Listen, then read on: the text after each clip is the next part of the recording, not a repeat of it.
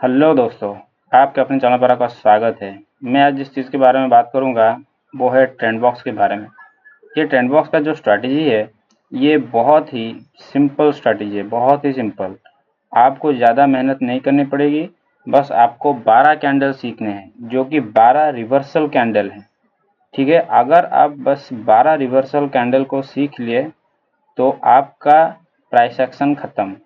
ठीक है, तो मैं बताऊंगा कि एग्जाम्पल के साथ कि ये कैसे काम करता है। ठीक है, और आपको मैं डेमो भी दिखाऊंगा कि किस तरह से ये काम करता है। और ये एक ऐसा स्ट्रैटेजी है कि ये कोई भी इंडिसेस हो गया, स्टॉक्स हो गया, या ऑयल या कमोडिटी हो गया, वहाँ काम करेगा। ठीक है, क्योंकि इसे मैंने सभी जगह टेस्ट करके देखा है और ये काम करती है। ठीक है, और अब भी करती है। ठीक है ना।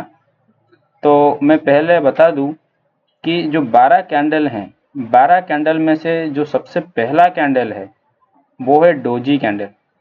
ठीक है, डोजी का कैंडल कैसा होता है?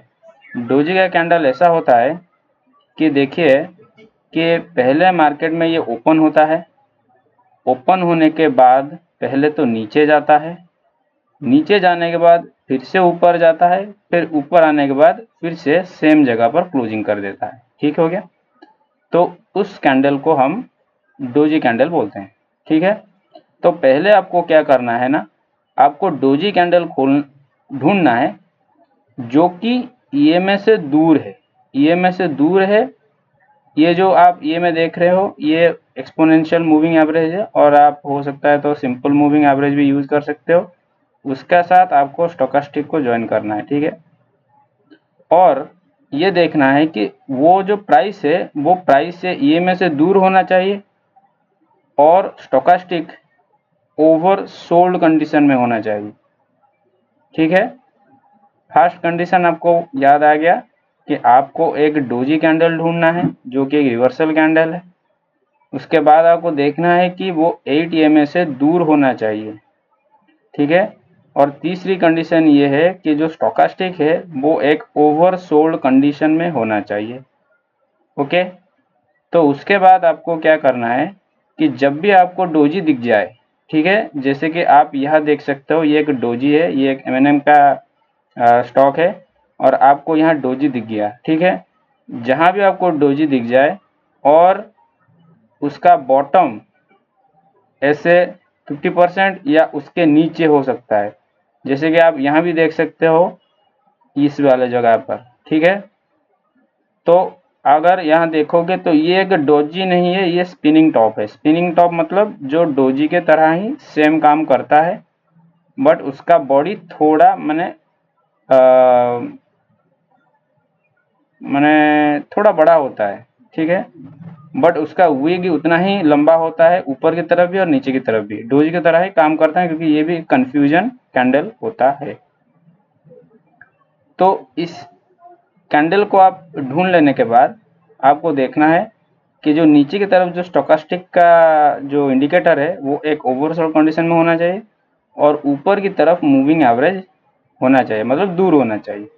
ठीक है, तो उसके बाद आपको क्या करना है, उसके बाद आपको ये करना है कि आपका जो एंट्री होगा वो एंट्री है इस डोजी कैंडल का जो हाई है, इस डोजी कैंडल का जो हाई है उसके ऊपर आपको एंट्री लेना है, और आपका टारगेट यहाँ से 2% या 3% होना चाहिए। और उस कैंडल का नीचे का जो कैंडल है, मतलब जो उसका लो है, उसके नीचे आपका एसएल रहना चाहिए। ठीक है ना। और इससे आप ये मतलब प्रेडिक्ट कर पाओगे कि मार्केट में आपका जो रिस्क रिवार्ड है वो मेंटेन होकर चलेगा। ठीक है, जैसे कि आप यहाँ देख सकते हैं ये नीचे की तरफ एक डोजी कैंडल मतलब स्पिनिंग टॉप का जो कैंडल है वैसा बना है। उसके बाद जैसे ही इसके ऊपर मार्केट भागी, देखिए आपका टारगेट हिट हो जाता। तो आप बताओ जब यहाँ मार्केट में यहाँ हमको प्राइस दिखेगा तो इस चीज को हम प्रेडिक्ट कर पाए या नहीं कर पाए? ठीक है ना। आपको मैं एक और एग्जांपल दिखाता हूँ। इसी सेम कॉन्सेप्ट को मैं दिखाऊंगा, ठीक है। और लगभग आप देखोगे सभी स्टॉक में आप ये कंडीशन देखने को पाओगे, ठीक है। जैसे कि यहाँ ये है हीरो मोटोकॉर्प का स्टॉक है, यहाँ आप देख सकते हो मार्केट नीचे आ रही है, नीचे आ रही है। कितने जगह डोजी दिख रहा है, आप यहाँ एक डोजी देख सकते हो, ये हो गया डोजी, ये हो गया डोजी, उसके बाद ये भी हो गया डोजी, ठीक है। बट ये जो वाला डोजी है ये एक रॉन्ग सिग्नल है। रॉन्ग सिग्नल क्यों है? क्योंकि ये ईएमए के पास है और आपका जो स्टोकास्टिक है वो अभी भी 50% के दायरे में है, तो ये एक रॉन्ग सिग्नल है, आपको इसे अवॉइड करना है। उसके बाद ये वाला सिग्नल भी रॉन्ग है, क्यों? क्योंकि ये ओवरसोल्ड कंडीशन में नहीं है अभी, ठीक है। तो आपका जो 3 टाइप्स ऑफ आपका जो कंडीशन है वो यहाँ मीट होता है, क्योंकि यहाँ आपको डोजी भी मिल गया जो कि एक ड्रैगन फ्लाई डोजी है। उसके बाद आप देखोगे तो ईएमए भी उससे काफ़ी दूर है। और तीसरी कंडीशन ये है कि जो स्टोकास्टिक है वो एक ओवरसोल्ड कंडीशन में है। तो इस ट्रेड को आप ले सकते हो, ठीक है, इस ट्रेड को आप ले सकते हो।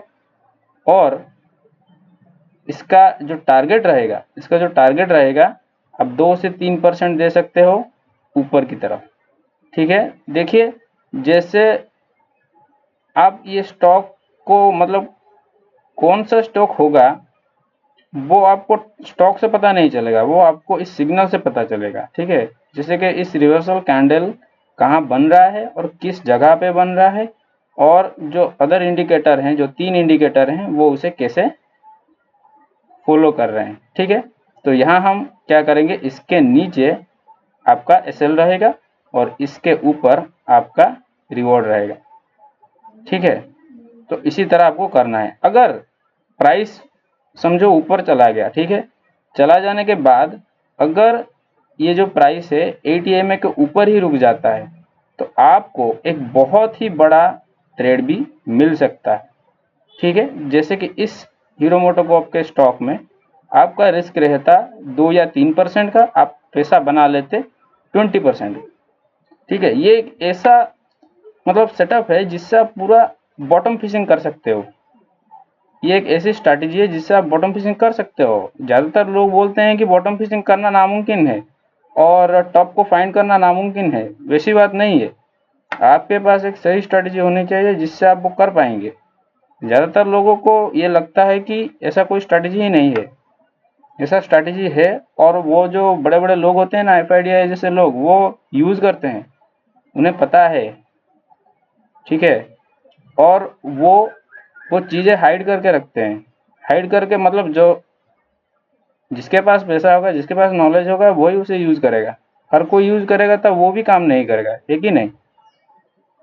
अगर मैं आपको ये चीज़ें बता रहा हूँ तो आपको लगेगा कि ये तो काम नहीं करेगा। नहीं, काम करेगा। क्यों काम करेगा? क्योंकि आपने इसे सीखा है, ठीक है।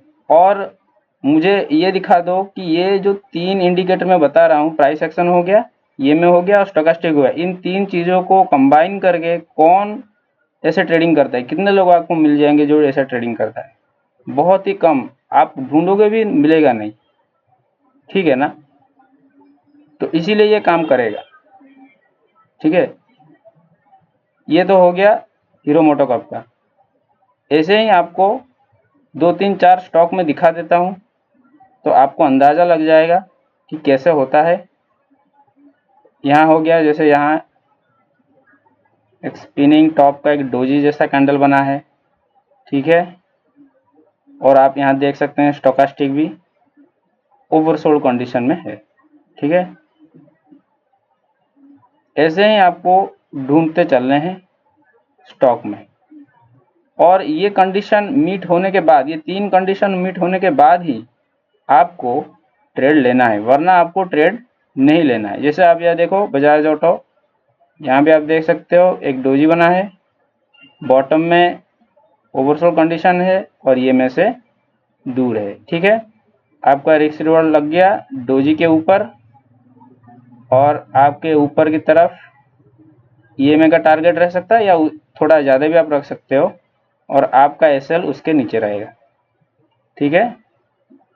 और जैसे कि ये ट्रेड आप देख सकते हो कितना बड़ा गया है, कितना बड़ा ट्रेड बना है।